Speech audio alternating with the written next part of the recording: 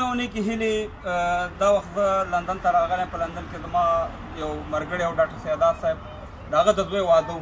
دا هوټل دی او بیا مې پکې خپل وطنداران افغانان وکتل، د افغانستان سیکان چې د افغانستان نمک دی، نمک یقین وکړئ. نو ډېر زیات خوشحاله شوم. ته د کوم دي وطنداره؟ زه د جلال آباد د جلال آباد. څه پیغام ورکوې د وطندارانو ته؟ د جلال آباد یم او د جلال آباد د طب د پوهنځي استاد یم. اوس په لندن کې مهاجر یم، مګر زما په زړه او دماغ کې همدا اوس هم افغانستان د یادونه دي. بیا چې په افغانستان کې سوله راشي او ژر تر ژره بیا هم د خپلو افغانانو سره یو ځای دا د خوښیو او غمونو ورځو سره یو ځای زما نوم اربن سنګ، ډاکټر اربن سنګ دی. زه د لغمان ولایت یم.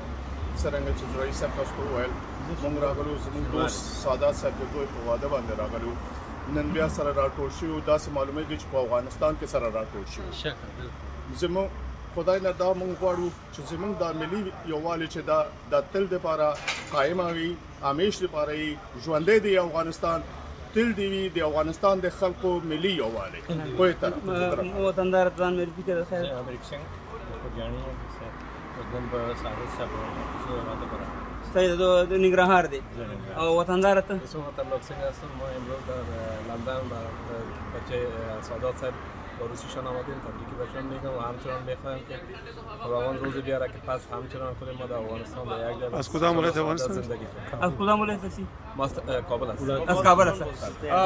دا شینوار صاحب مثلا زه خپله تاسو ته معلومات د کامې ما او د ټولو د کامې ګوړې م خوړلي او سانچق م خوړلی. خو یو خبره ته کوم چې خپل افغانیت به خپلو بچیانو ته ښیوئ او خپل درې رنګه ملي بیرغ په خپل کور کې به هم ساتئ او په خپل کاروبار کې هم انشاءالله. صحیح ده که نه؟ او په تاسې باندې موږ فخر کوو. داسې وخت به د خیر راځي، داسې وخت چې انشاءالله د ډاکټر صاحب نجیب وخت به راځي، د داود خان غونډه کې وخت به راځي او انشاءالله په تیارو کې به بیا موږ او تاسې ټول ځو خپل وطن ته. او د خیره ټول به د خیره چې جلال آباد کې ګرځو، لغمان کې به ګرځو، پغمان کې به ګرځو، کابل جان کې به ګرځو. صحیح ده که نه؟ تاسې د افغانان هستئ او ستاسې باندې موږ فخر کوو. ډېره مینه تاسې موږ سره لرئ چې هر ځای کې افغانان تاسې وګورئ.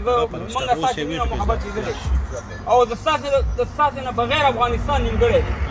چې افغانستان کې سیکان او هندوانونه نه وي، افغانستان نیمګړی دی. صحیح ده که نه؟ انشاءالله हमेशा به یو بل تنظیمی پیغام ورکو और ये जो है ना, ये पैगाम इंशाल्लाह हम इंडिया वाले लोगों को बताता है कि ये अफगानिस्तान का है, इंडिया में आया हुआ है मगर है अफगानी. ठीक है ना? और अफगानी के साथ ये इसको हम छोड़ेगा नहीं. जिस मिल का भी पासपोर्ट लेगा ये है और डॉक्टरان जो गोरा अफगानिस्तान सरमाया हुआ موږ فخر کوو په خپل خاورې باندې، په خپل وطن باندې. موږ د وطن قرضدار یو. هر وخت چې زموږ وطن آرام شو موږ بیا د خدمت لپاره راځو. زنده باد افغانستان او سیکان او هندوان. زنده باد، زنده باد.